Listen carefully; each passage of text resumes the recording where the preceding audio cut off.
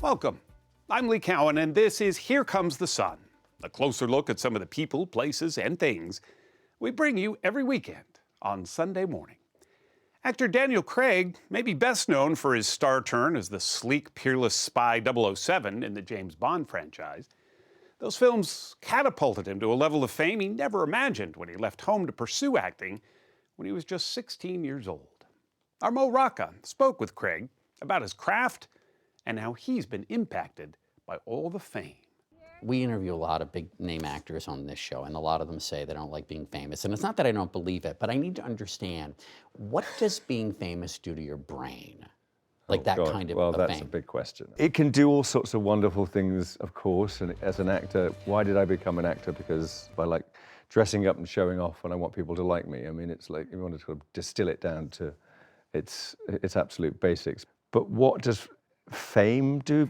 I think fame can take you off in all sorts of weird and strange and not very healthy directions. Later in the show, Daniel Craig on what attracted him to his latest movie, Queer. What drew you to this part in Queer? The easy answer is Luca, the director. I'd been watching his films, each one religiously since they came out, for the past few years, and had been so impressed with how different and how much he seemed to push the boundaries of kind of what's acceptable in movies and what we perceive as acceptable, and I was very interested to work with him. Then Elizabeth Palmer gets an inside look at the second season of the Korean hit TV show Squid Game, where contestants square off in a deadly competition to win a large cash prize. She sat down with the show's creator to talk about the surprising success and how the once impoverished filmmaker feels about hitting the jackpot. And now you're one of the great winners of capitalism. How has that changed you? Has it changed you? Not much. Really? It made my life better, for sure, because I don't have to worry about to make money anymore. But since then, I don't think I was changed a lot by more success or more money. It's just a number. Doesn't have any meaning to me at all. That's all coming up right here on Here Comes the Sun. It was actor Daniel Craig's mother who first introduced him to theater as a child. He grew up attending affordable productions at a nearby playhouse where he idolized the performers and the crew. Only later would he learn that his mother, who was always his greatest encouragement, had her own secret connection to the craft. Here's Mo Rocca. Daniel Craig is back on the big screen, not as 007. Enter Benoit Blanc. Or the smooth Southern private investigator in the Knives Out movies. You will find me a respectful, quiet, passive observer. But in the movie Queer, directed by Luca Guadagnino, he's William Lee, an American living in 1950s Mexico City, who becomes infatuated with Eugene Allerton, another much younger expatriate, played by Drew Starkey.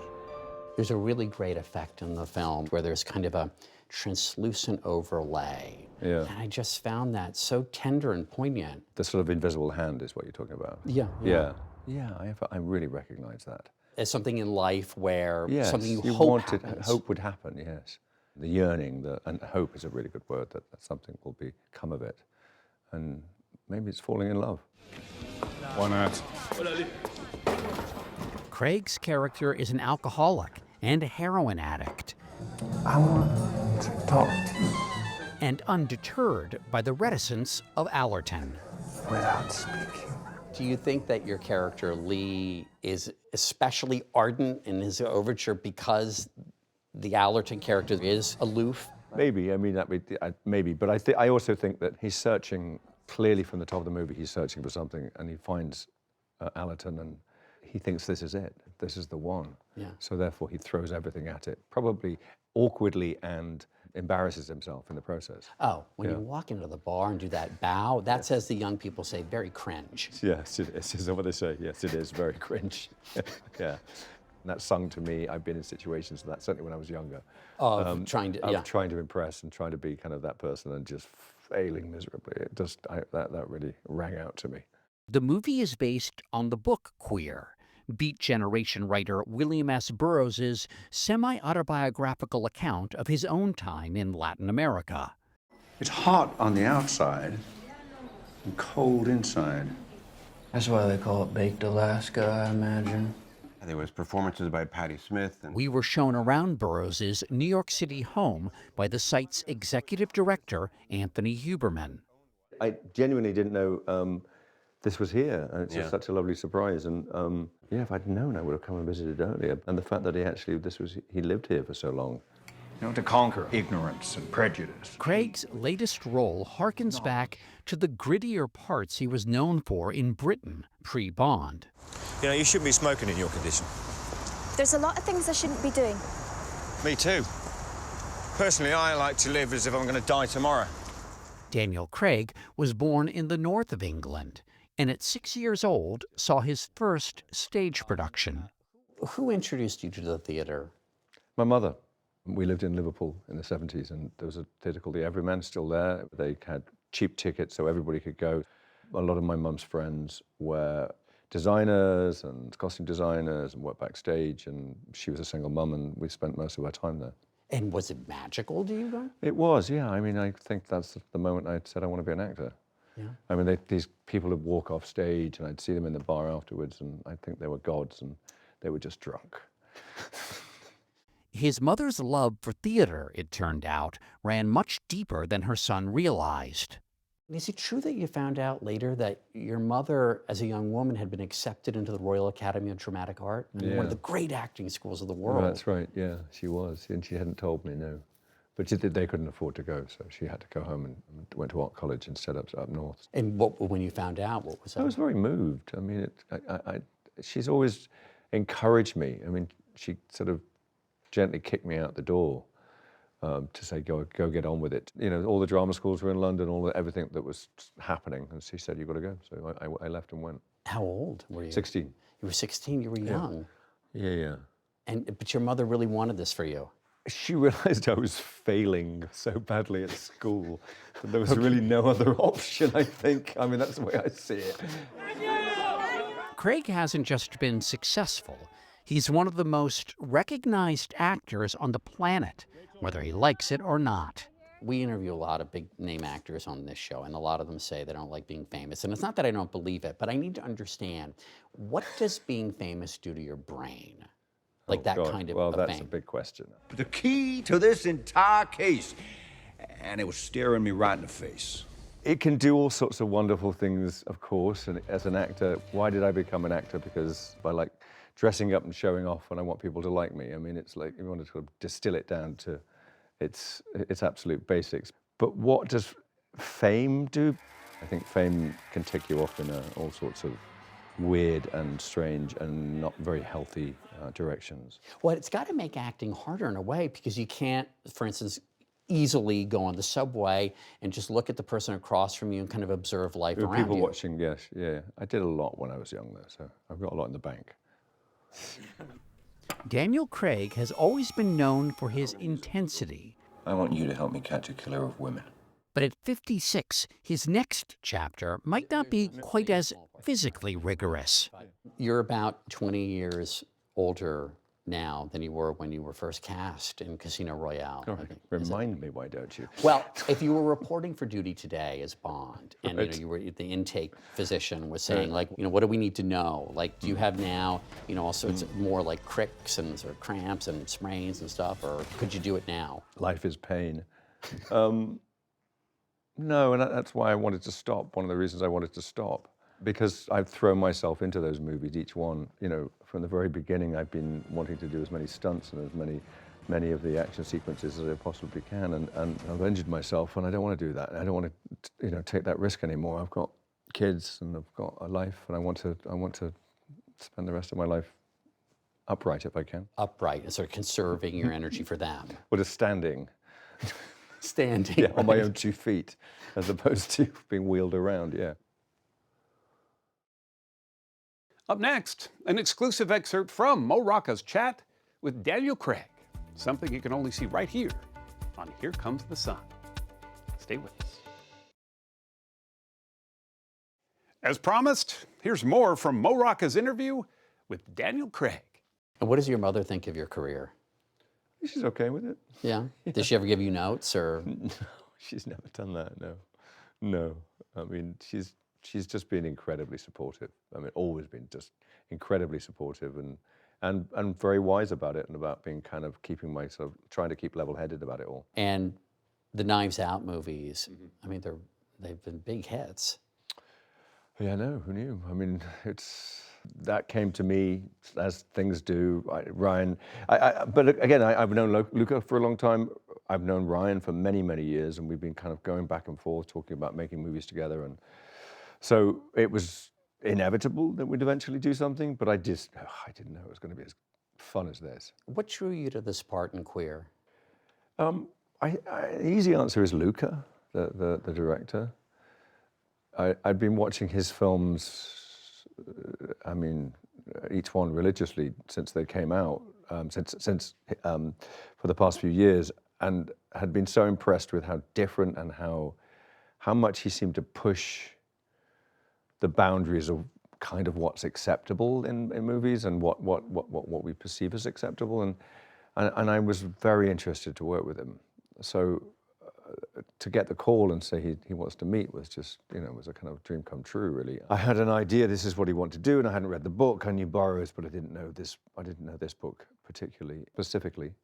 And yeah, I mean, we sat down, we talked, we agreed on what we thought of the story, and 6 months later we were shooting. Well, I know you said in one interview, you said, I recognized him. What do you mean? I recognized parts of myself in that person. I recognized people I've known over the years, addicts. I recognized his loneliness. I recognized all of the big sort of things that he is. I recognized. Yeah. Well, boy, that hunger for connection, it's really palpable. I mean, it just feels like it just comes right off the screen. Yeah. Well, thank you. Yeah. I mean, the yearning and the desire of him. I mean, I felt like that made. I mean, it made sense to me, and but it's there. It's in the script. It's also in the book. I mean, I eventually did read the book, obviously, and it's a very small. It's a pamphlet of a book, really, because it's unfinished. But I took most of that from the book. I think a lot of people are already talking about the sex in the movie, but I think that the intimacy, the tenderness of it is more interesting to me, anyway. I agree. Yeah, I do. I mean, I think to have avoided the sex would have been a mistake, because that's what people do all the time, right now. Somewhere right now, someone's doing something similar. So it's kind of, you to avoid it, and also I think you're right. What you said was that I think it's not so much the act itself; it's the emotional life that's going on and what's happening during the sex scenes that's of interest. And if you're titillated by the sex scenes, then great, I'm happy. Right, yeah, and then leave the theater and do something with it. Yes, so to speak. Up next, we meet the creator behind Netflix's #1 watch series of all time. Welcome back. Season 1 of Netflix's Squid Game was an international hit, drawing in 330 million views. Well, now Season 2 has arrived, and our Elizabeth Palmer sat down with the creator, who also directed and wrote every episode of Season 2, to learn more about the show that's captivating audiences all around the world.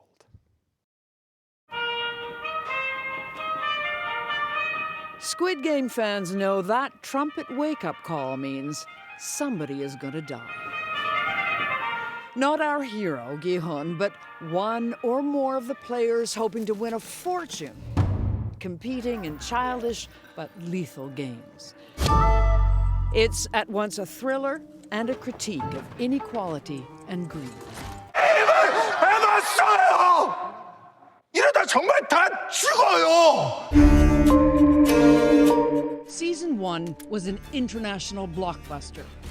With 330 million views, it's Netflix's most watched series of all time. Hwang Dong-hyuk, Squid Game! Lee Jung-jae, Squid Game! It won Emmys for its lead actor Lee Jung-jae and creator Hwang Dong-hyuk. Both made history as the first Asian winners in their categories. So you're kind of in a sweet spot now, yes? I don't know what you mean by sweet spot. Well, just that things are going your way. But it's not easy. Nothing's easy. We first spoke with Hwang in Korea just as he was about to start a global promotional tour for season 2. People keep saying me like, you are the happiest person in Korea. But in my mind, I'm not that happy. I'm struggling every day and night. That's thanks to a brutal workload. Hwang directed and wrote every episode. Sworn to secrecy, we were invited to a soundstage outside Seoul where much of season 2 was shot. Hwang was at the top of his game. But it wasn't always that way. He was only 5 when his father died. After that, he says, his family was trapped in poverty. As a struggling filmmaker and in debt, he says he sought escape in comic books. I read a lot in the survival game genre and gambling genre, and that led me to think, what if I were to combine childhood games with people putting their lives at stake for a huge cash prize? And that was really how the idea was conceived. And a blockbuster was born. Yes, indeed. In the show, contestants driven by desperation risk everything for money. 이 자리에 오신 여러분을 진심으로 환영합니다. Exploited by a sinister game master, the powerful front man. Squid Game is really the story of a group of desperate people manipulated by a cruel and wealthy elite. Is that the way you see capitalists and capitalism in general? I think fundamentally what continues to drive this system is human selfishness and greed. These days, I'm becoming more pessimistic about human nature. I almost think that for Homo sapiens, it's greed that allows them to create a society that they feel most comfortable in. 사정이 있었어. Many of the characters in season 2 are new, Hwang having killed so many of them off in season 1. But the guards are back, and so is Gi-hun.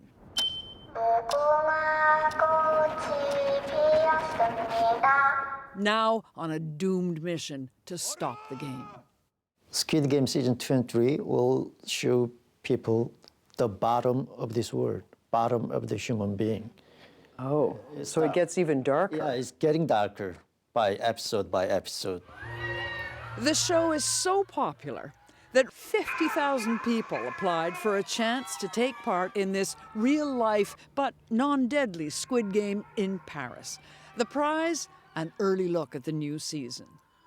Hwang is amazed, especially by his show's wild success in the U.S. American audiences traditionally have not really wanted to go for subtitled series. Were you as surprised as anyone else? I was always hoping to make something very popular in the States. So I was surprised, but at the same time, that was like my dream come true. The level of success, like just beyond my expectation.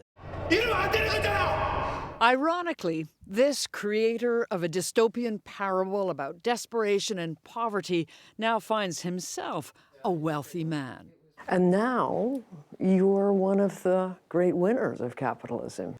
How's that changed you? Has it changed you?